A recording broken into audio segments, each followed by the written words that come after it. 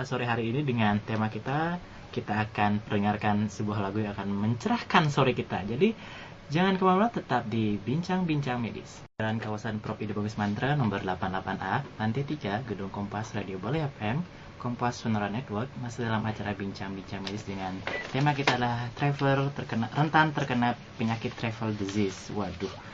Ini penyakit yang pernah saya alami dan mungkin banyak para pendengar setia yang hobinya traveler, jalan-jalan itu terkena mungkin. Nah, dokter, saya ingin tanya, dok. Iya. Ini sebenarnya penyakit apa sih, dok? Ini digolongkan banyak penyakit yang dijadikan satu atau satu penyakit, dok? Kalau menurut saya ini banyak penyakit sih, dok, yang dijadikan satu gitu ya. Iya. Ini kalau dilihat dari sisi definisi begitu ya. Jadi banyak penyakit yang bisa terlibat di sana.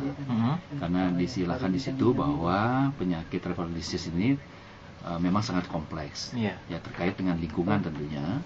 Termasuk diantaranya adalah bisa penyakit yang tipenya infeksi, bisa juga non infeksi. Ya, jadi intinya adalah segala sesuatu yang bisa menimbulkan sakit bagi orang yang sedang melancong gitu. Ya, jadi pelancong ini atau yang senang traveling ini menderita penyakit di saat dia perjalanan. Itu berliburnya begitu ya. Nah, kira demikian. Kalau kita bicara masalah Bali, dok. Bali merupakan salah satu daerah tujuan wisata. Betul. Risiko penyakit apa sih yang bisa terjangkit oleh para wisatawan nih, dok? Nah, ini memang kasus-kasus traveler disease ini kan lebih banyak ke para wisatawan ya, yang terkena ya. Karena menyangkut adanya perubahan iklim di sana, kemudian perubahan suasana atau kondisi tubuh. Suasana hati berpengaruh nggak, dok? ada kalanya mungkin seperti itu. Tapi paling tidak secara fisiknya, inilah kenapa diperlukan sebuah persiapan untuk menghadapi perjalanan. Karena tidak mungkin kita melakukan perjalanan, apalagi jauh ya. Hitungannya kan bukan menit ini. Kita terbang baik naik pesawat ataupun naik kapal laut misalnya. Dari ujung negara sana, misalnya dari negara maju gitu ya, di Eropa misalnya. Atau menuju ke daerah berkembang seperti Indonesia, bahkan di Bali begitu ya. Betul. Itu aksesnya kan tidak hitungan menit ya. Hitungannya berjam-jam itu ya. Itu kaki bisa kram, semutan, macam-macam itu. Pasti. Nah, itu bisa ada kejadian juga, baik itu di lingkungan saat berada di lingkungan pesawat atau lingkungan kapal laut, misalnya kalau dia naik kapal laut begitu ya. Kalau di pesawat kita sering dengar kata istilah jet lag gitu misalnya ya. Kalau kita habis naik pesawat yang dalam jangka waktu yang lama, kadang-kadang rasanya sempoyongan begitu ya. Betul. Kambang-kambang kalau bisa Jangan kan naik pesawat, dok. Saya naik elevator aja bisa sempoyongan. Mabuk perjalanan juga hal demikian ya. Banyak hal yang bisa terjadi, baik itu di perjalanan saat kita melakukan penerbangan misalnya, ataukah setelah ada di darat. Ada di daerah, tergantung sekarang sikon yang ada di daerah itu. Kalau seumpamanya kita masuk ke daerah endemi itu, atau epidemi misalnya, atau yang memang penyakitnya lagi banyak di situ. Misalnya satu contoh, tempo hari di Bali kan banyak kasus demam berdarah, banyak kasus rabies. Nah, kalau kita terkontaminasi atau pelancong ini terkontaminasi dengan penyakit-penyakit yang saya sebutkan tadi, nah bisa sangat rentan menderita penyakit. Jadi mudah gitu ya, mudah menderita penyakit gitu. Maaf, dok, saya potong. Saya ingat nih, dok, ini kan habis hujan, hujan kemudian panas, hujan kemudian panas lagi. Kalau bahasa dulunya pancaroba kali menentu lah begitu ya. Jadi buat para pendengar yang di rumah itu tolong berhati-hati dengan kaleng-kaleng bekas yang bisa menampung air. Betul, ancaman untuk kasus demam berdarah kan sudah mulai lagi naik. Ya, sepertinya seperti itu ya. Sepertinya tidak lagi memandang waktu sebetulnya dia terjadinya. Apalagi sekarang mulai sudah turun hujan, tentu jentik-jentik ini sudah mulai tanda petik menetas begitu ya. Betul. Artinya bisa berkembang untuk menularkan penyakit yang namanya demam berdarah misalnya, satu contoh. Apalagi seperti yang dikatakan di depan tadi, masalah ada kematian rekan teman sejawat kita, Dr. Andra yang itu sebenarnya kenapa, dok, itu? Ya, kalau menurut berita nih itu bisa dikatakan tertular infeksi begitu ya. Infeksinya bisa campak yang mengalami komplikasi, ataukah mungkin malaria yang mengalami komplikasi kemungkinan ya. Nah, itu saya tidak mengikuti dengan detail, tapi paling tidak kita mendapatkan informasi itu salah satu bagian dari travel disease juga sebetulnya. Karena beliau ini kan menetapnya sebetulnya Jakarta kan, tapi bertugasnya di daerah Aru sana di Kepulauan Aru sana gitu. Luar jauh. biasa sekali itu Ya. Ini memang mentargetkan sebuah nyawa. pengabdian yang luar biasa. betul berisiko begitu ya. Ya itulah aspek lain dari sisi dokter sebetulnya. Jangan dilihat semua dokter itu mungkin terlihat makmur begitu ya. Iya. Ada dokter-dokter kita yang hidupnya memang betul-betul untuk mengabdi kepada masyarakat kita. Itu yang jauh dari akses zona nyaman begitu ya. Betul. Akses kenyamanan, apalagi dengan segala fasilitas yang serba ada begitu ya. Kekurangan-kekurangan inilah sering menimbulkan masalah di kedepan hari begitu ya. Nah, inilah yang kita coba bahas. Mudah-mudahan bisa memberikan informasi yang baik lah buat masyarakat kita, bahwa dimanapun kita berada tentu penyakit ini kan selalu ada saja ya dengan segala macam akibat atau dampaknya bagi tubuh kita begitu. Nah, terutama pada kasus pelancong ini, artinya orang-orang yang senang bepergian jauh begitu ya, ingin awalnya menikmati perjalanan untuk menghibur diri lah, nggak begitu. Namun di pertengahan jalan banyak kita temukan sering kasus-kasus di rumah sakit gitu ya, ketika kita menangani kasus-kasus seperti ini ya, banyak akibat ketidaksiapan untuk menghadapi perjalanan sih sebetulnya. Betul. Sehingga begitu sampai di tujuan bukannya berlibur malah masuk rumah sakit. Betul. Waduh, sayang sekali waktu liburannya. Sayang banget. Nah, gitu. kalau menurut dokter, apa sih yang sebaiknya kita lakukan, kita persiapkan sebelum kita melaksanakan perjalanan jauh? Contoh misalnya kalau yang ibu yang sedang hamil itu kan itu sangat rentan sekali. Oh sangat, itu salah satu termasuk bagian dari risiko khusus ya dari sebuah perjalanan sebetulnya. Jadi ada, kalau kita mengajak orang lansia, misalnya lansia ya orang tua begitu ya, kemudian kita mengajak bayi atau anak-anak, kemudian mengajak ibu hamil. Nah itu dok, karena saya lihat orang-orang gini, yang memiliki risiko khusus di Bali ini itu sudah tahu istrinya bunting. Iya. Besar, dipaksa juga naik motor. Oke, tidak masalah lah. Cuman jalannya itu loh dok, saya kasihan. Kalau jalannya bagus sih tidak masalah betul, kalau jalannya rusak itu saya berpikir kadang saya kasihan tuh. Guncangan itu jedeg itu kasihan itu perutnya tuh dok. Belum 1 minggu nih saya menemukan pasien ya yang mengalami kejadian yang seperti Mr. Kim terangkan tadi ya. Ini sebetulnya mungkin dia bukan holiday ya, artinya dia ingin mengunjungi temannya begitu di katakanlah di Ubud gitu ya.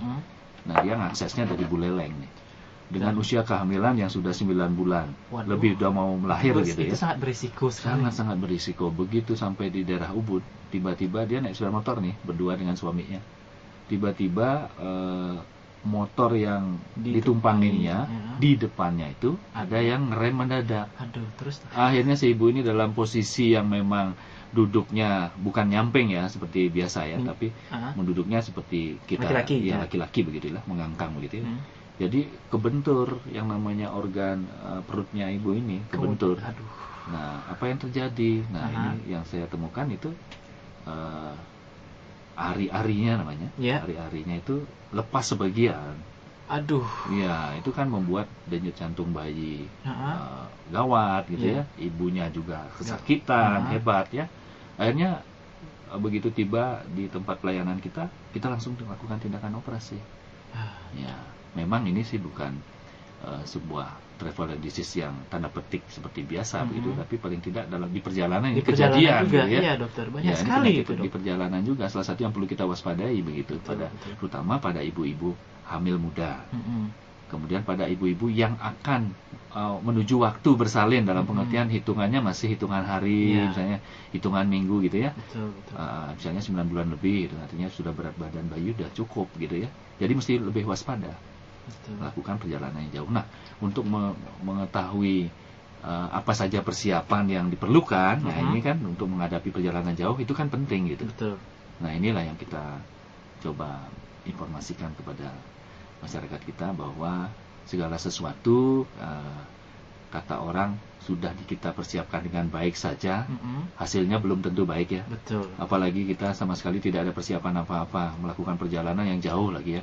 Apalagi hitungannya tidak menit, tidak detik, tapi hitungan jam-jaman gitu ya. Jadi betul-betul harus kita melakukan persiapan yang betul-betul matang begitu ya. Nah, itu saya kira. Luar biasa sekali perbincangan kita sore hari ini. Namun kita akan break sejenak. Jangan kemana, tetap di Bincang-Bincang Medis.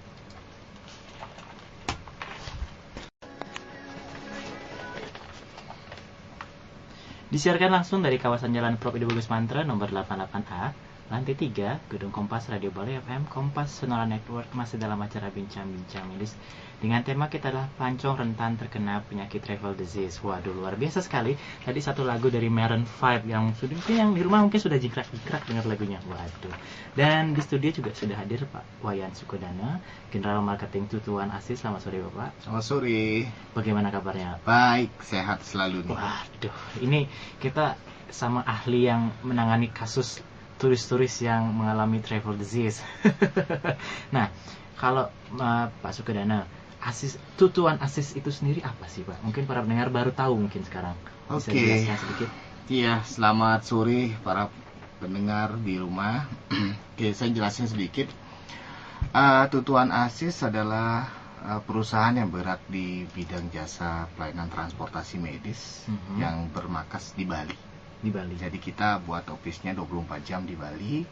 Jadi kita ada beberapa cabang di kota-kota besar juga untuk membantu teman-teman apabila terjadi ada emergensi ataupun menginginkan kebutuhan dokter di rumah ataupun di hotel-hotel. Nah, kalau proses evakuasinya itu sendiri menggunakan apa saja Pak?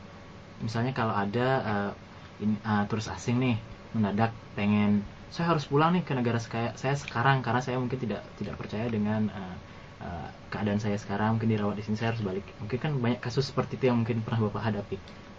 Iya, benar sekali. Jadi kalau untuk transportasi medis itu kita ada beberapa tipe yang kita gunakan. Kalau kita misalkan antar pulau kita ada speedboat atau kapal feri yang misalnya kita bisa low cost. Tapi kalau untuk di remote area sekali yang artinya kita harus mau tidak mau tidak ada jalan transportasi lain, kita bisa gunakan helikopter.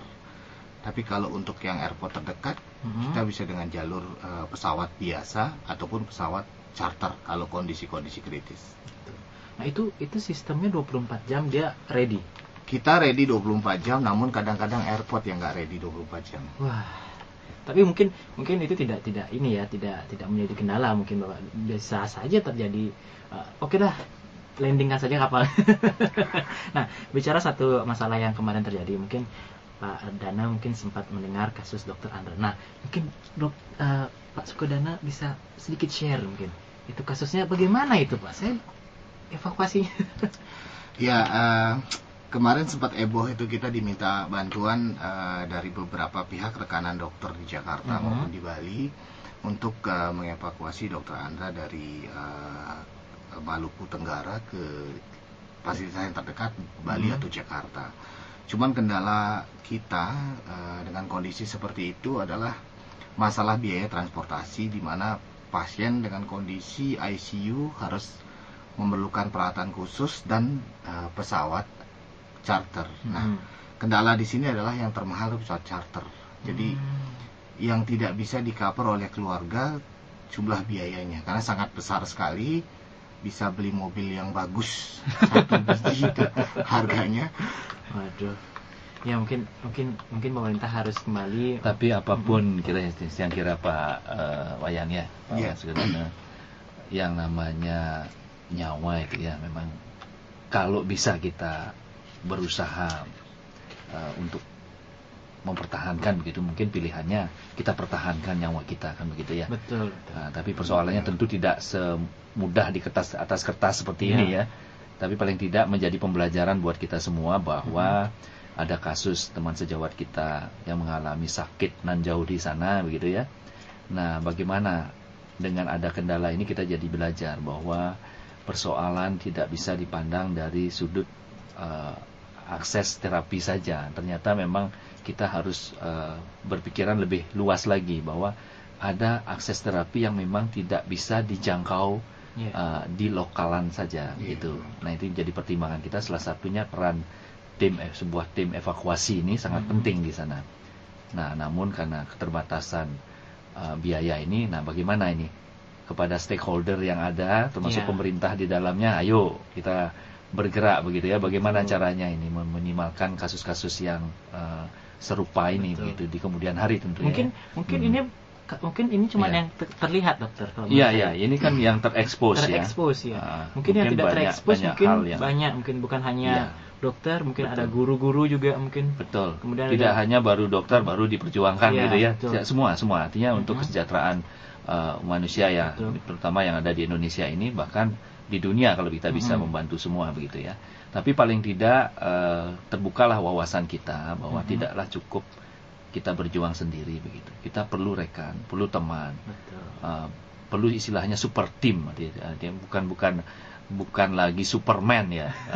Yang baiknya ini kita punya tim yang kuat Sekarang begitu ya. teamwork, zamannya Ya, teamwork. gitu. Iya. Jadi kita jangan bekerja sendiri, kita berusaha bekerja dengan banyak orang begitu Iya. ya, untuk membantu banyak orang begitu. Betul. Nah, termasuk apa yang sudah dikerjakan oleh teman kita ini sebetulnya melakukan pekerjaan yang notabene sedikit orang lakukan, seperti evakuasi medis ini kan belum banyak orang mengambil Belum. begitu ya. Ya. Karena memang dari penelitian di dunia pernah saya baca itu orang akan dievakuasi, ini tahun kejadian lama sih ya, 2006 ini 0,001 sampai 0,1% saja yang dievakuasi medis. Oh, Kecil memang. kecil sekali ya. Kecil ya. Tapi ini Pak Wayan berani mengambil sebuah risiko di sana ya. Ini sebuah gebrakan loh, Dok. Bagus banget. Nah, ini jadi terlihat peran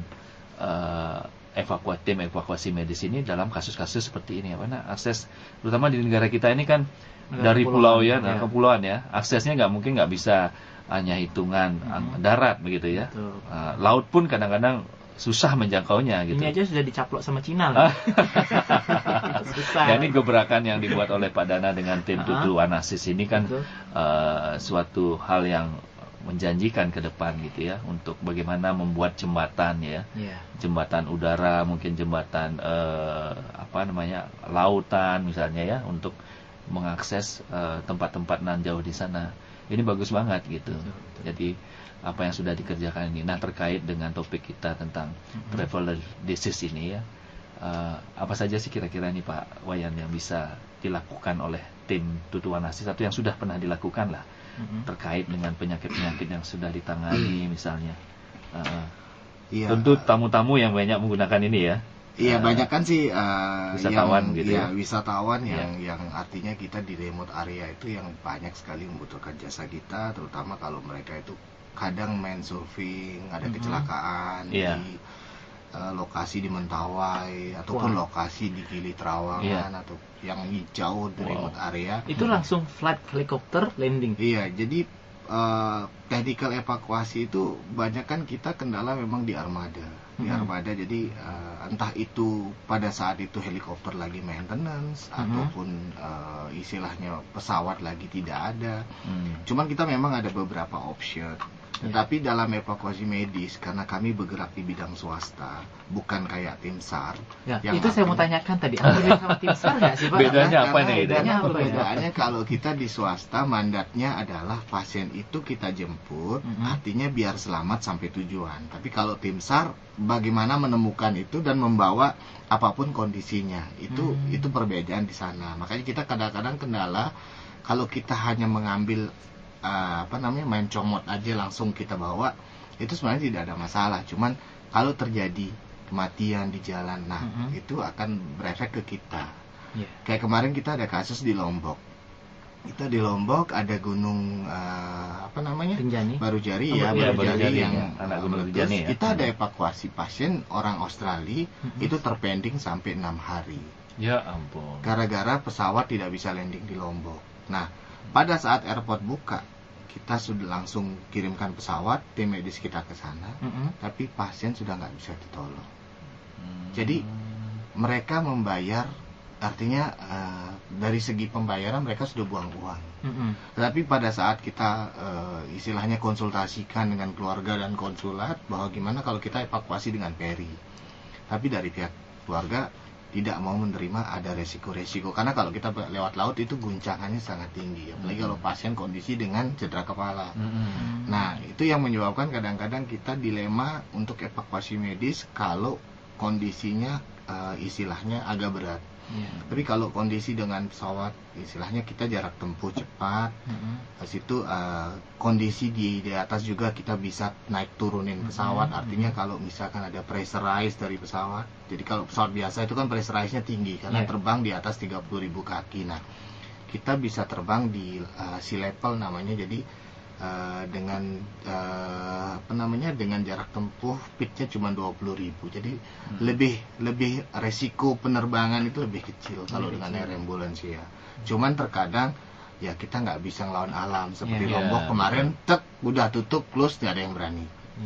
Iya. Aduh, saya coba seandainya itu keluarga bisa, ya kita ini apa, kita bicara aja secara langsung, kan andai keluarga bisa mengevakuasi mau dengan ferry ya, mungkin saat itu mungkin masih bisa tertolong Pak ya. Masih. Itu sayang sekali, itu 6 jam bukan 6 hari ya. Kalau naik ferry mungkin 5 jam mungkin, setelah itu masih lah bisa ada perawatan atau penanganan secara cepat mungkin. Memang agak susah mungkin sama turis. Memang kadang-kadang dalam artian juga satu kendala, bukan mungkin untuk pemerintah ini dokternya. Jadi pemerataan untuk dokter spesialis juga belum merata. Jadi kalau misalkan kita bilang di sini kita ada dokter bedah, kalau di Bali kan kita lengkap, ada dokter yang sudah subspesialis bahkan. Nah, kalau di daerah-daerah malah yang untuk cari spesialis aja udah syukur gitu. Karena kalau kendala misalkan orang dengan cedera kepala berat, artinya harus ada pembedahan otak, sedangkan bedah otaknya enggak ada. Dokter ahlinya nggak ada. Jadi nggak ada, kendalanya seperti itu. Kadang-kadang kalau kita bilang kasus, nah sekarang mungkin kayak di NTT yang masih keras, artinya kadang-kadang pasien kita harus intubasi, habis itu alat ventilator pun nggak ada. Jadi orang akan nggak mungkin dokter itu akan begging berhari-hari. Betul. Nah, itu yang kendala. Kita, padahal peralatan medis itu nggak terlalu mahal kalau kita bilang sebenarnya, cuman sekarang tinggal pemerintah mau nggak meratakan itu. Itu sebenarnya kunci dari gimana penanganan emergensi di tempat. Karena seahli-ahli pun dokter, kalau dia tidak ada peralatan, ya sama aja nggak bisa ngapa-ngapain. Ini istilahnya 3 keterlambatan yang penting dalam menangani sebuah kasus begitu ya. Apalagi kasus yang sifatnya emergensi seperti Pak Wayan sering tangani begitu ya. Yang pertama, keterlambatan dalam mengambil sebuah keputusan. Ini penting banget. Kalau terlambat dokternya dan tenaga medisnya atau orang yang ada di sekitar pasien ini mengambil keputusan, ini mau dirujuk apa didiamkan di sini. Terlambat sekian menit saja pasien sudah lewat. Apalagi kasus misalnya cedera kepala kayak tadi ya. Nah, ini sangat berperan penting, istilahnya golden periodnya itu ada gitu ya hitungannya. Yang kedua, masalah keterlambatan sampai di tempat tujuan. Nah, ini kan menyangkut transportasi lagi nih, akses ya. Transportasinya telat datang. Dokternya sudah ngambil keputusan cepat, yang ngangkutnya juga terlambat. Itu juga masalah. Kemudian setelah yang dokternya mengambil keputusan cepat sudah melakukan, kemudian petugas evakuasinya sudah melakukan juga akses transportasi, setelah tiba di rumah sakit yang menangani tidak ada. Peralatan yang kurang. Atau peralatannya yang kurang, seperti yang diungkapkan tadi. Nah, inilah kendala-kendala kita yang memang menjadi momok dari hari ke hari, tahun ke tahun ya, masalah 3 keterlambatan ini. Jadi peran kita semua, tidak hanya pemerintah ya, peran kita semua harus berupaya bagaimana ini sebaik-baiknya kita bisa melakukan pelayanan gitu. Ya, dengan segala keterlambatan dan akses yang kurang tadi.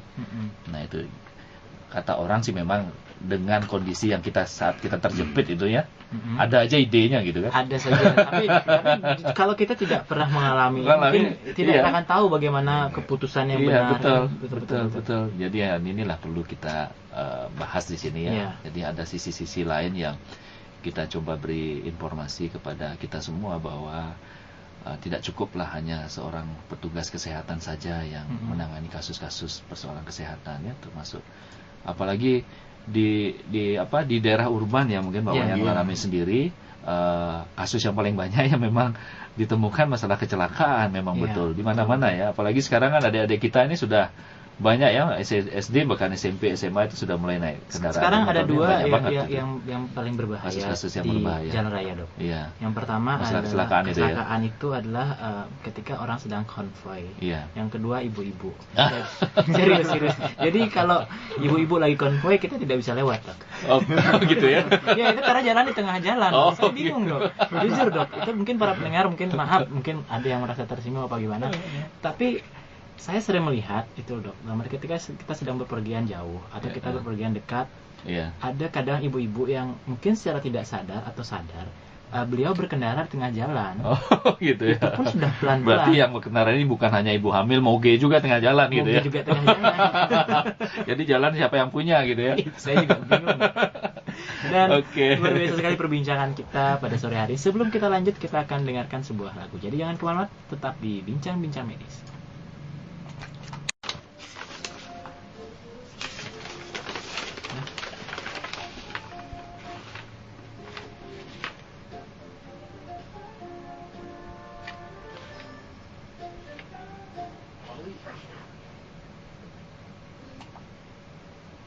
Disiarkan langsung dari kawasan Jalan Prof. Ida Bagus Mantra nomor 88A, lantai 3, Gedung Kompas Radio Bali FM, Kompas Sonora Network, masih dalam acara Bincang-Bincang Medis dengan tema kita adalah Travelers rentan terkena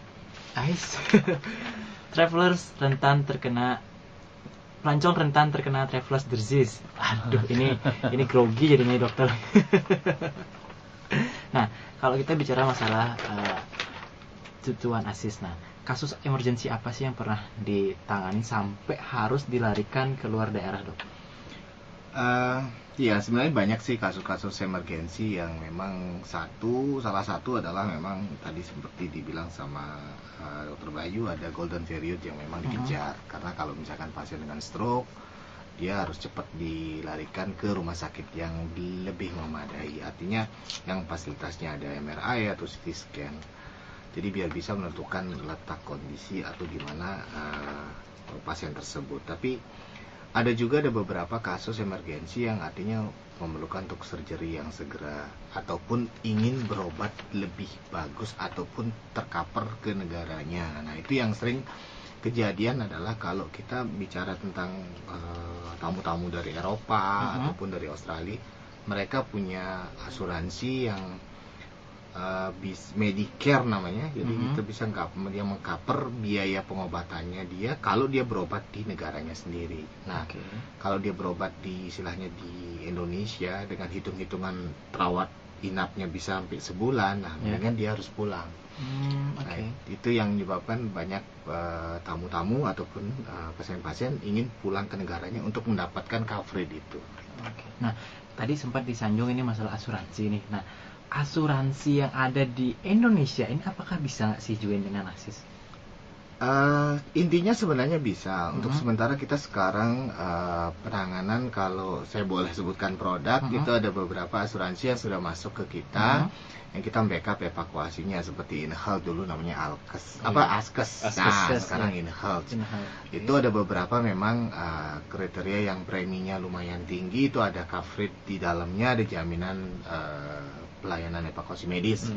Kebetulan baru 3 hari yang lalu kita dievakuasi kepala Garuda di Lombok, bawa ke Jakarta. Itu kebetulan under InHealth Group. Jadi kita yang mengevakuasi, jadi kita memang under asuransi tersebut.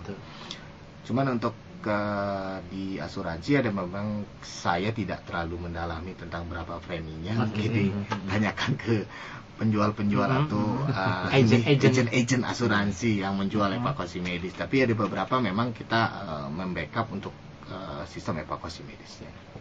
Nah, kalau kita bicara tadi masalah ke luar negeri nih, Pak.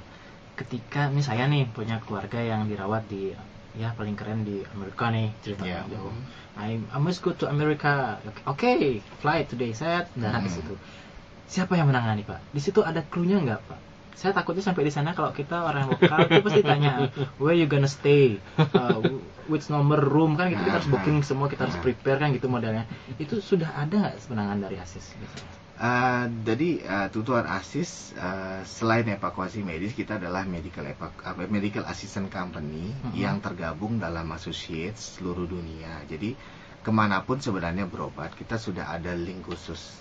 Sama dengan orang Amerika, ketika dia sakit di Indonesia, orang Amerika akan mencarikan dokter di Indonesia. Dia tidak mungkin telepon dokter Bayu karena dia tidak kenal. Yang dia kenal adalah Tutuan Asis. Jadi dia akan telepon Tutuan Asis, tolong arrange dokter untuk penanganan pasien ini di Indonesia. Jadi sama dengan kita, ketika kita misalkan anggaplah negara kita terdekat Singapura atau Malaysia.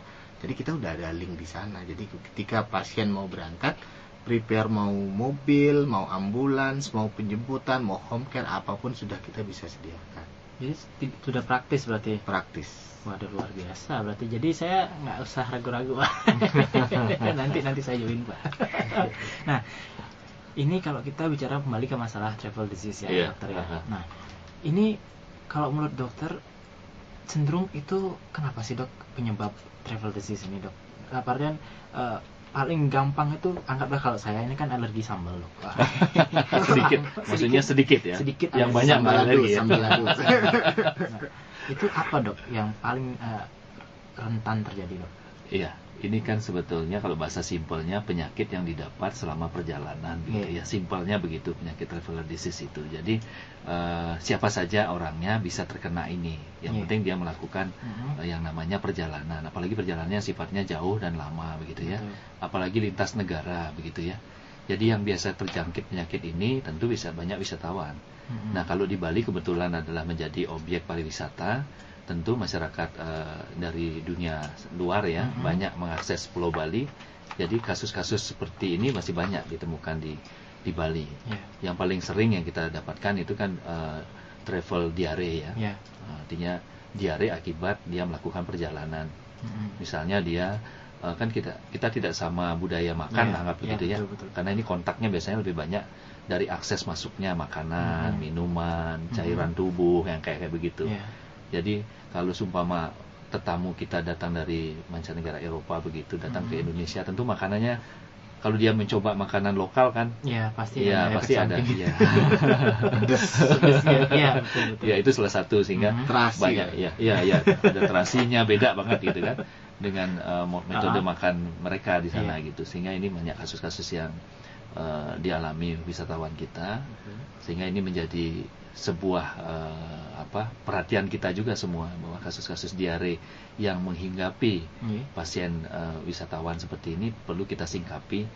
Tidak hanya persoalan infeksi yang menjangkiti, kan infeksi bisa akibat misalnya virus, bisa bakteri, bisa terutama E. coli ya, E. coli. Itu E. coli ini yang itu di bandara sering didapatkan daerah berkembang begitu ya. Di bandara itu katanya sih, misalnya kita pegang elevator itu kan, itu ternyata kumannya tinggi sekali loh. Oh gitu ya. Iya, elevator kemudian toilet biasanya, Dok. Iya, toilet umum ya. Iya, toilet umum. Iya. Itu sangat daerah-daerah yang rentan sekali. Betul, karena dari hasil penelitian juga dikatakan memang negara berkembang itu adalah negara yang sangat potensial untuk menularkan risiko penyakit gitu disebutkan dalam penelitian. Sehingga memang termasuk wilayah kita ini kan masih bukan negara super maju ya. Ya, ini bisa maju pun belum ya. Belum ya. Berkembang katanya. Berkembang terus kapan majunya gitu ya. Berkembang biak sudah banyak sekali berkembang biak di sini. Oh gitu, berkembang biaknya ya gitu ya. Iya, Dokter. Ya, tapi pembelajaran yang kita dapat dengan adanya akses dunia luar ke kita ini tentu menjadi kewaspadaan kita bersama bahwa penanganan kasus dengan disease ini atau penyakit travel ini atau penyakit perjalanan ini tentu menjadi prioritas juga. Apalagi kita ini daerah wisatawan, Pak ya. Daerah pariwisata begitu ya. Betul. Perlu menyingkapi persoalan ini. Sebetulnya dari sisi keilmu kedokterannya ya memang ada namanya travel medicine ya. Travel medicine. Jadi khusus persoalan ini sudah pernah lama sudah dibahas ya, ada bukunya bahkan khusus untuk travel medicine itu. Jadi persoalannya di sana tidak hanya menyampaikan bagaimana menangani kasus-kasus penyakit selama perjalanan, tapi bagaimana menghadapi perjalanan itu ya. Yang lebih ke aspek promotif sama preventif sebetulnya yang ditonjolkan di apalagi pengetahuan itu ya. Kalau kita bicara sekarang masalah traveling, itu Gunung Bromo lagi aktif. Iya. Kemudian yang di Lombok lagi aktif. Iya, salah satu penyakit perjalanan termasuk bencana alam ini. Bencana alam. Kemudian yang Bisa, di Kalimantan bisa. masih Iya. bencana asap itu. Iya, iya. Jadi kalau di ilmunya kita jabarkan ya, ilmu travel medicine ini memang wajib mengungkapkan apa saja sih yang kita akan hadapi ketika kita melakukan perjalanan jauh. Iya. Misalnya mengakses sebuah wilayah. Misalnya kalau di Bali anggaplah Gunung Agung lagi meletus gitu ya. Aduh, jangan sampai. Jadi misalnya gitu. Iya, betul. Jadi kita harus menyampaikan pada wisatawan di Betul. sana itu bahwa ada tim dokternya, Iya. tim kesehatannya, petugas kesehatannya di situ. Masuk ada psikolog dan sebagainya bahwa di Bali itu lagi gunung meletus loh. Iya. Nanti yang bisa timbul itu penyakitnya ini loh. Jadi kewaspadaan itu yang diterangkan tentu jauh-jauh hari sebelum mengakses wilayah setempat gitu. Betul. Itu sekitar hampir 2 bulan sebelum berangkat itu sudah sudah ada pemaparan tentang kondisi alam sekitar yang akan diakses itu. Betul. Itu ilmunya seperti itu, sehingga ketika mereka sampai di wilayah tempat tujuan wisata itu ya sudah siap mental, fisiknya siap, mentalnya juga siap, terutama isi kantong juga siap, apalagi perlu evakuasi begitu ya. Betul, Jadi betul. tinggal gimana caranya menghubungi tutuan asis gitu ya. Nanti kita akan promokan Oh, nanti. gitu. Iya, promo nanti. Itu ada waktunya. Oh iya. Nah, dokter, ini Iya. bicara kembali ke masalah gunung. Ini kalau masalah gunung pasti banyak yang suka. Iya. Bukit tinggi atau bukit barisan Oh itu yang gitu buat ya. itu ya. Kalau saya menyebutnya masa depan. Masa ya. Double S ya. Double S. Nah, ini kan anggap gunung yang di Lombok, Gunung Rinjani, Batu Jari. Batu Jari, Iya, Batu anak Jari. Gunung Rinjani ya. kemudian Gunung Bromo juga, Iya. dan Kalimantan itu kan merupakan daerah tujuan travel ya selain di Uh-uh. Bali. Nah, penyakit yang menurut dokter ini akan timbul apa, Dok? Karena ini kayaknya semua Iya. nyerang ke pernafasan Ya ketiga-tiganya. betul. Yang paling sering selain diare kan Mhm. penyakit influenza itu ya. Iya. ISPA ya bahasa ISPA. ini. Infeksi saluran pernapasan atas ya. Yang termasuk itu akibat asap, Mhm. akibat debu vulkanik gitu Iya. ya. Itu penyakitnya bahkan fatal sebetulnya. Kalau asap gunung itu kan Ya. kalau terhirup ya Mhm. itu fatal akibatnya. Yang Artinya bisa belerang itu menimbulkan ya, Dok, ya? kematian ya. Karena ada struktur organ yang di paru-paru ini yang dipengaruhi, artinya ada pencemaran di situ ya, polusi di daerah paru-paru menyebar ke seluruh tubuh.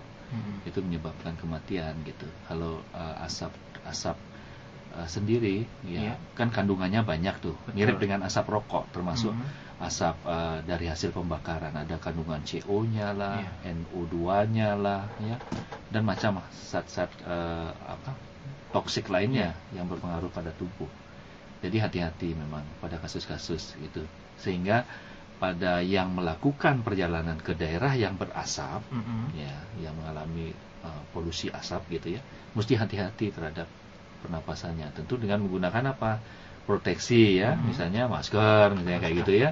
Dan maskernya khusus seharusnya, Ya, bukan ya, masker biasa dia. Bukan masker operasi itu, Dok. Ya, istilahnya Pak Wayan N95 ya? N95, N95 yang N95 itu tertutup, yang tertutup ya? yang tertutup rapat Oh, ya. tak kira Ya. yang banyak dijual di pinggir jalan.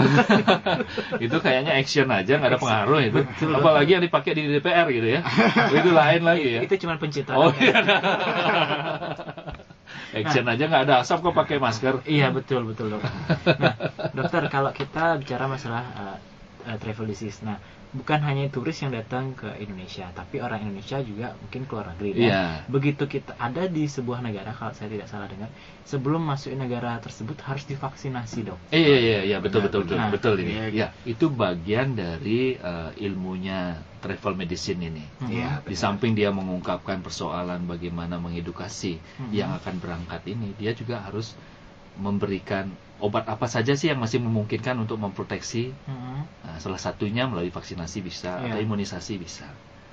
Nah, itu salah satunya. Misalnya dia ke daerah, kalau nggak salah, Arab Saudi. naik haji ya, Iya. naik haji ya, Naik kalau daerah haji, yang naik haji dia itu, harus suntik encephalitis. itu ya wajib Ya, hukumnya. Kalau Ya, dia ke Afrika, dia harus kena suntik imunisasi untuk yellow fever. Nah, itu wajib. Saya padahal pengen ke Afrika loh tadi. Mesti vaksin dulu Sebenarnya ya. kita di Indonesia, sebenarnya kita kan di sini yang endemik kayak TBC kan di sini kita Iya. endemik. Iya. apalagi sekarang kayak Bali kita endemik ke rabies. Rabies ya. Sampai kekurangan kemarin Vaksinnya serum, ya. Dan itu masih ada tadi saya baca itu masih ada masalah loh di koran tentang masalah rabies ini. Jadi yang anjing yang sudah dikalung juga di Tembak juga ya. Eliminasi juga ya. Nah, itu bagaimana dok memandang persoalan ini dok? Dalam artian kalau kita pergi ke beberapa negara pasti akan ada kasus. Iya. Tidak semua negara itu 100% aman gitu kan. Iya. Contoh kita pergi ke Australia pun itu tidak 100% aman, itu kan juga lingkungannya juga lumayan. Ya pastilah ada ya. penyakit-penyakit tertentu di daerah setempat yang sifatnya lokal ya. Tapi tentu kalau kita yang datang ke daerah yang terjangkit sebuah penyakit tertentu begitu ya, ada risiko. Nah namanya kita melakukan sebuah perjalanan ya, minimal risikonya kita tahu gitu. Dengan kita tahu risikonya, kita tahu memproteksi diri. Betul. Setelah kita tahu memproduksi, mudah-mudahan sih tidak terkena begitu. Sehingga bisa mengakses pelayanan-pelayanan kesehatan yang terdekat gitu. Betul. Termasuk jika diperlukan evakuasi. Kalau bicara masalah itu dok, sekarang saya lihat ini ngetrennya bule-bule itu naik motor, pakai baju damplang, nggak pakai helm dok. Oh gitu ya. Berarti itu bukan warga kita itu. Bukan warga kita. Berarti sudah menular. Itu penyakit travel disease juga menular itu ya. Menular itu ya. Dia naik helm itu helm tidak SNI dok. Oh gitu. Iya. Berarti sudah menular penyakit kita itu yang sudah menular. Masalahnya kalau kecelakaan itu yang nolong nggak bisa bahasa Inggris. Bagaimana dok? Itu penyakit juga itu dok. Kalau kita orang Indonesia pergi ke luar negeri itu sangat sopan sekali. Kita bahkan untuk mengendarai mobil tanpa international license aja kita tidak berani ya. Sedangkan maaf sekali ini mungkin orang asing yang datang ke Indonesia itu mungkin merokok sembarangan. Asli penyakitnya itu gini banget tuh ya. Iya dokter. Ganas berarti ya. Ganas. Menular. Naik motor pun itu darah Kuta itu saya sempat lihat itu dia sudah mabuk. Kemudian tidak pakai helm dan nabrak, dan yang repot siapa jadinya ya? Itu. Mungkin ketegasan dari pemerintah. Hukum yang di sini dendanya yang masih ringan. Coba kita bilang, kalau kita istilahnya bilang merokok di rumah di area yang dilarang merokok, dendanya cuma berapa sih? Ya? 50.000 apa 500.000. Tapi kalau kita coba di Singapura, kita merokok salah, dendanya $500, 5 juta lumayan. Betul. Dendanya yang keras gitu. Jadi orang akan berpikir merokok gitu 5 juta. Gitu. Kalau 50.000 mungkin ya udahlah 50.000. Atau pilihannya kurungan 3 bulan ya. 3 bulan kurungan kan. Aduh. Jangan-jangan kurungannya di luar, orangnya di luar gitu ya. Itu lain lagi. Oh, lain lagi ya. Itu kasus lain itu. Itu gayus itu. Dan luar biasa sekali perbincangan kita sore hari ini. Namun kita harus break sejenak karena kita akan ada beberapa commercial break yang akan lewat. Jadi jangan kemana-mana, tetap di Bincang-Bincang Medis. Disiarkan langsung dari kawasan Jalan Prof. Bagus Mantre nomor 88A, lantai 3, Gedung Kompas Radio Balai FM, masih dalam acara Bincang-Bincang Medis dengan tema kita adalah pelancong rentan terkena penyakit travel disease. Dan di studio juga sudah tersambung dengan Mbak Sisiliani Raksita, psikolog. Selamat sore Mbak Sisil. Bagaimana kabarnya sore hari ini? Halo, selamat sore Mbak. Di studio juga sudah hadir Dr. Bayu dan Dr. Wayan Sukodana dari ASIS Tutuan ASIS. Coba. Mas Rian, coba. Halo, sudah jelas? Ya, sudah jelas, Mbak? Ya. Ini di studio sudah hadir Dr. Bayu Ningrat.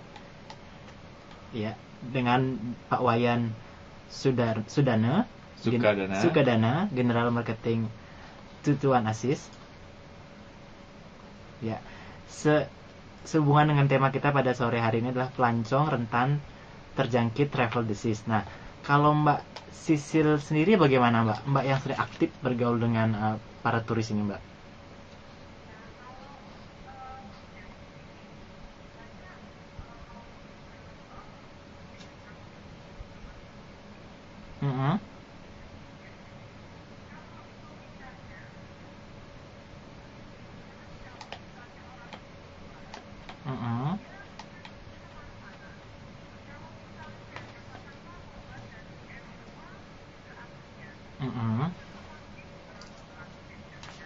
Betul. Singapura, katakanlah dia berangkat dari Jerman atau dari Paris misalnya, sekarang sedang ada suka di Paris ya. Nah, mereka berangkat transitnya biasanya Singapura atau Abu Dhabi, tetapi di sana pun mereka ketemu banyak orang kan. Iya. Nah, otomatis banyak orang itu dia ada dari daerah-daerah tertentu atau dari negara-negara tertentu, dia sudah membawa misalnya virus. Virus kan bisa jadi dia terbawa tapi tidak menginfektir yang membawa, bisa jadi. Tapi menginfektir yang membawa juga bisa jadi. Jadi tidak amat yang sekian puluh jam itu riskan, Pak, betulnya. Nah, sesungguhnya saya tidak tahu. Kalau dulu ada isu itu kan kita pakai masker gitu ya. Iya, betul. Tapi memang sepengetahuan saya kalau saya traveling tuh pakai masker aneh juga. Seolah-olah kita menganggap orang lain berpenyakit. Nah, psikologisnya terlihat di situ. Tapi logika kita seharusnya nggak apa juga untuk keamanan kita. Karena biasanya epidemi itu menularnya itu dibawa dari mobilitas yang tinggi antar negara tersebut. Jadi bagi saya ya sekarang harus berpikir asas manfaat aja begitu.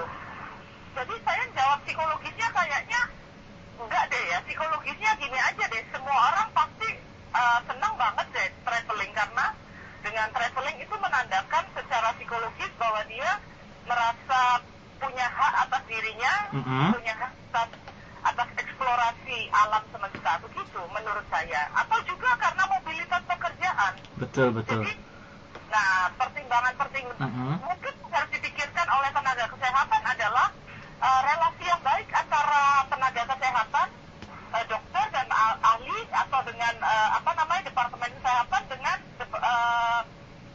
company yang mengurus mengurus asuransi. Iya.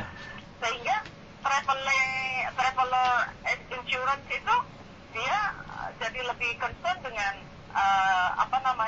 melihat prospek yang akan muncul, impact yang akan muncul dari hal-hal yang terjadi disease di wilayah traveling itu aja mungkin, Mr. Kit. Aku kok sepertinya harus menjawab sesederhana itu ya. Itu sederhana enggak, Mbak, itu out the box itu, Mbak. Mbak menyampaikannya itu saya tidak kepikiran sampai sana loh. Dalam artian pemerintah juga harus berpikir dampak yang akan timbul kan dari travel. Aku mendengar gebrat pagi. Apa tuh, Mbak? Mendengar suara kresek. Ya, oke, Mbak Sisil. Terima kasih. Kita tunggu nanti kehadirannya di sini. Salam untuk para dokter yang baik-baik, Dokter Bayu, Dokter Ari, juga dokter bintang tamu ya, kita. Pak Wayan Sukadana, selamat merayakan akhir pekan untuk memberi edukasi pada masyarakat. Dan juga saya mohon kalau bisa Mr. Kim ya, Mbak, berdoa untuk intruder atau para konspirator. Mungkin ya doa kita bersama mungkin akan memberi kedamaian ke semua pihak. Betul Mas Sisil. Karena ada ketakutan yang juga dijangkitkan dari infeksi berita sepertinya. Oke, Mbak Sisil, terima kasih. Sampai jumpa. Halo, ya. Oke, Mbak Sisil, terima kasih. Sampai jumpa minggu depan. Ya, kita tunggu, Mbak, di BBM-nya. Nah, luar biasa sekali dokter tadi apa yang disampaikan Mbak Sisil. Saya tidak berpikir sampai infect-nya loh, dokter. Dia sampai berpikir bahwa dampak yang terjadi selanjutnya gitu. Dan traveling ke luar negeri itu harus pakai masker, bener.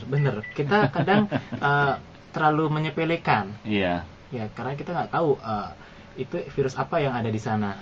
Betul. Nah, dokter, sebelum ini kita akhiri, mungkin masih ada sekitar beberapa menit. Nah, saran untuk para traveler nih, Dok, apa saja yang harus dipersiapkan? Mungkin yang bukan hanya yang luar orang bule yang datang ke Indonesia, tapi orang Indonesia yang suka my trip, my adventure gitu loh, nggak salah sekarang. Suka adventure keluar gitu, stylenya sekarang. Bawa jamu tolak angin.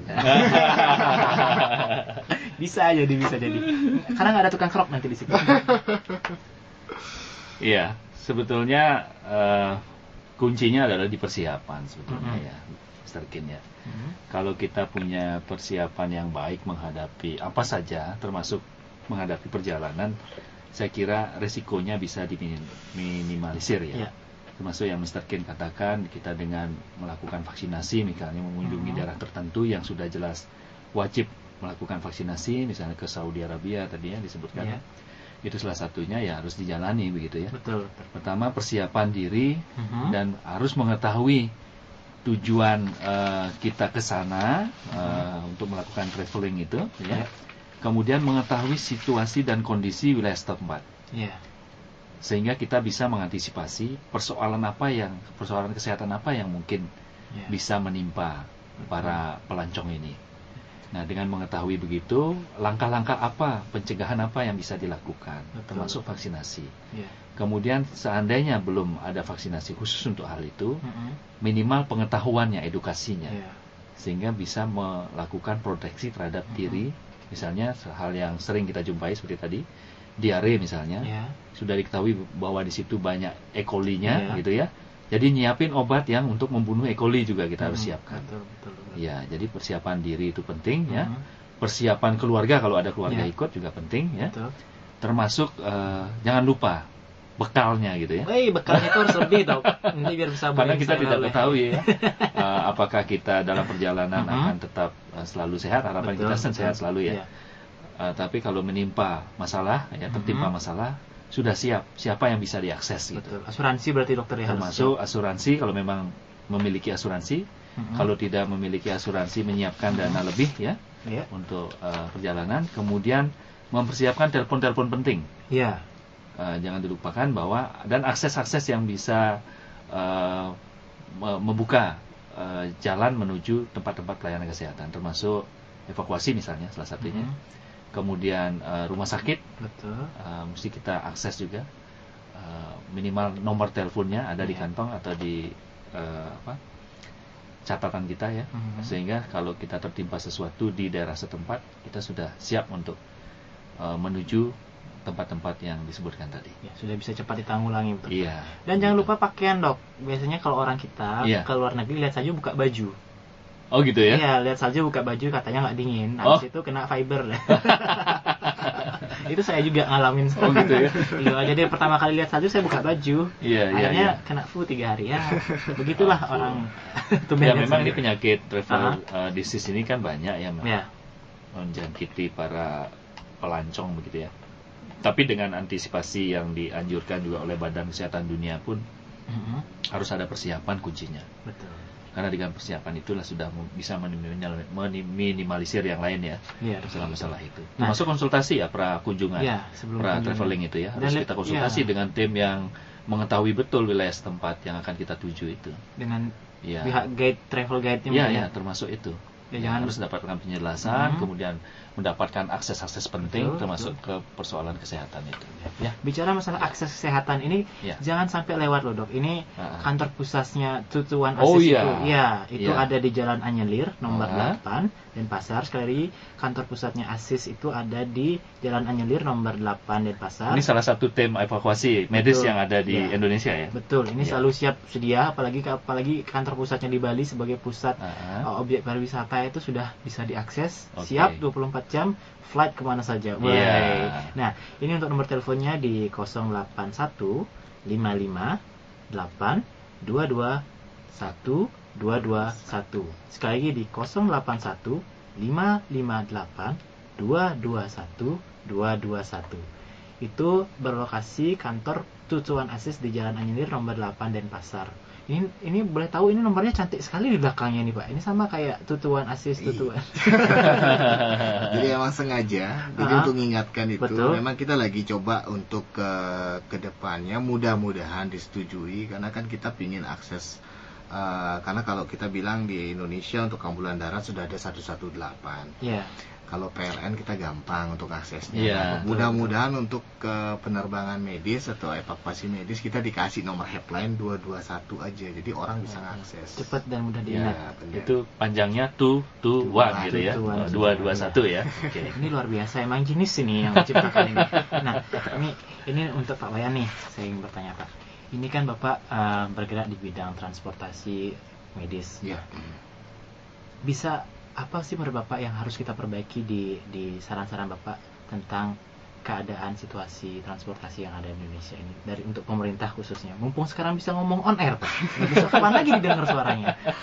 Iya, sebenarnya simple sekali karena yang sekarang kita kendala adalah memang pesawat. Kalau kita berbicara tentang pesawat komersial, regulasinya juga ada.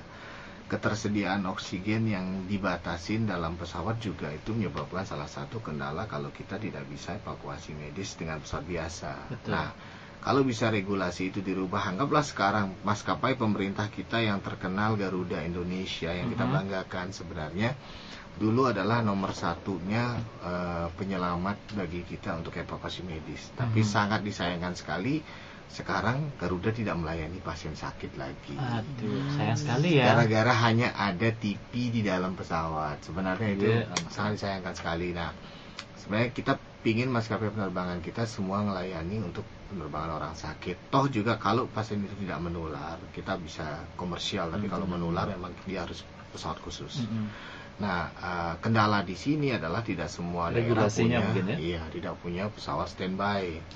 Yang ada hanya kota-kota besar, Bali, Jakarta. Yang lain hanya pesawat-pesawat biasa aja, yang pun rutenya seminggu 3 kali dan sebagainya, dan sangat-sangat minim untuk transportasi itu. Ya mungkin kedepannya untuk pemerintah kalau bisa lebih diperhatikan lagi untuk kita bisa menggunakan jasa transportasi medis dengan pesawat reguler. Itu akan satu membantu masyarakat untuk menekan kos sehingga tidak mencarter.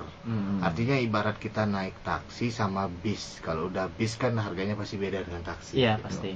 Itu seperti itu. Jadi harapan kedepannya supaya pemerintah memperhatikan itu dan rute-rute penerbangan yang artinya yang remote area bisa dijangkau oleh penerbangan-penerbangan yang bisa kita gunakan untuk transportasi medis. Betul. Apalagi kalau kita lihat Indonesia ini sudah mulai banyak sekali dilirik ya. Bukan hanya Bali sekarang, tapi daerah timur Bali itu seperti Raja Ampat. Betul. Itu saya punya cita-cita harus ke sana, cuma kan jauh.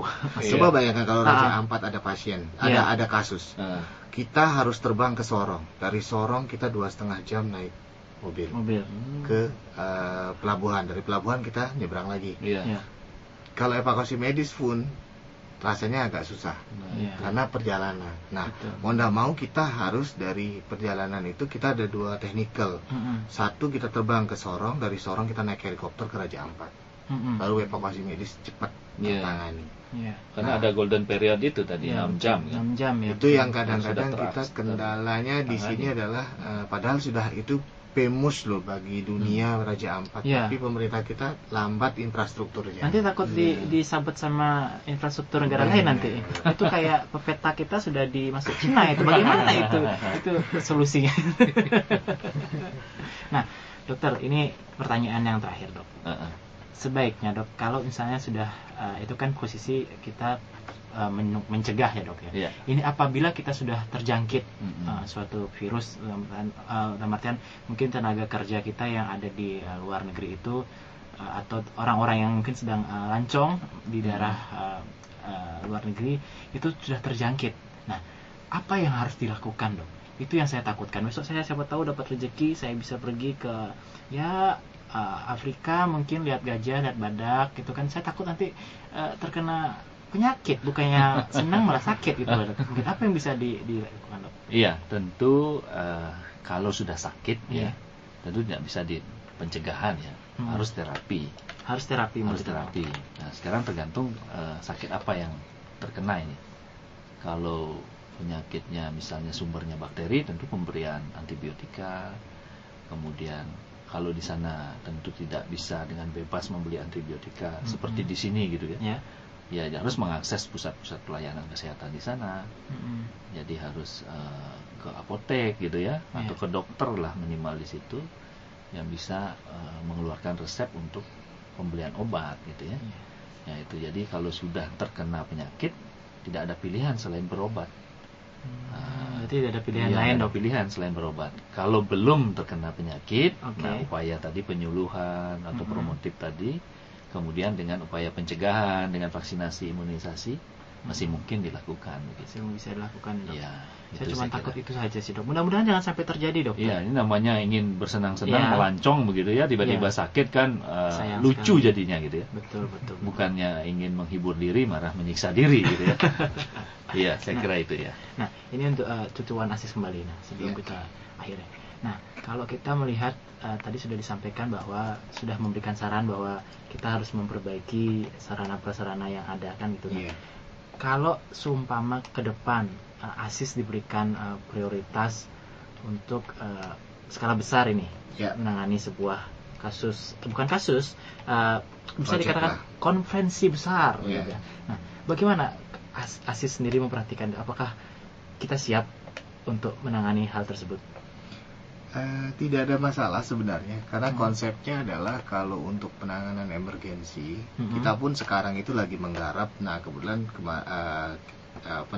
program kita terbaru adalah dengan adanya kasus-kasus yang terjadi kayak kemarin Dokter Andra itu, jadi kita ada memang program yang kita udah jual dan kita udah layanin sekarang, itu namanya MERV.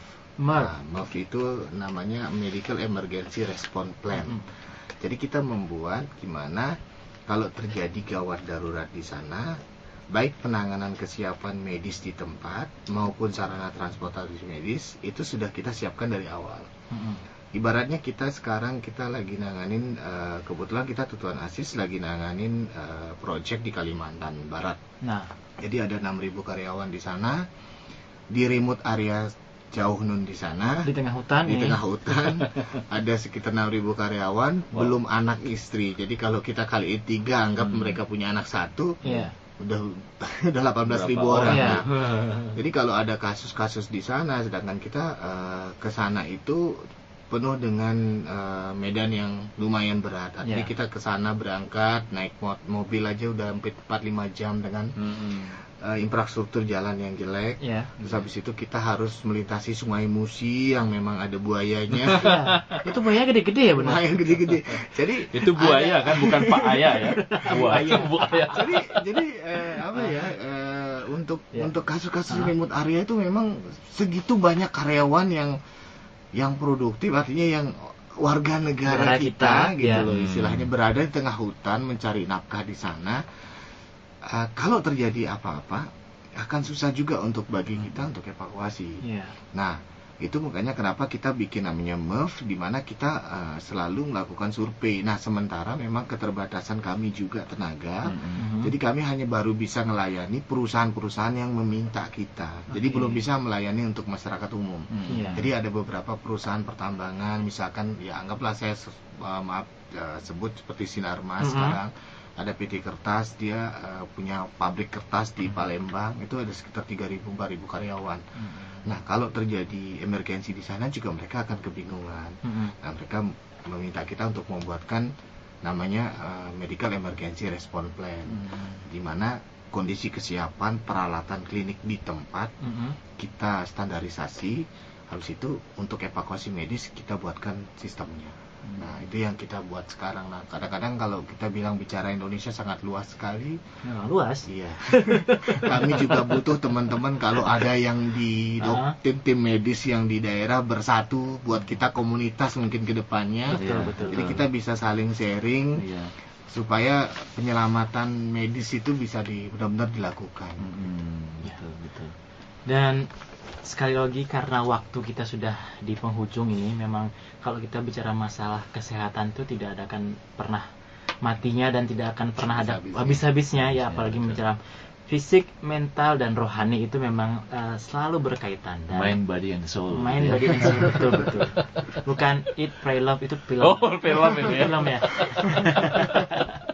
Dan luar biasa sekali perbincangan kita pada sore hari ini. Namun karena keterbatasan waktu, kami harus akhiri sampai di sini. Saya yakin beserta seluruh kru kerabat kerja Bali FM, bincang-bincang medis serta para bintang tamu pamit undur diri.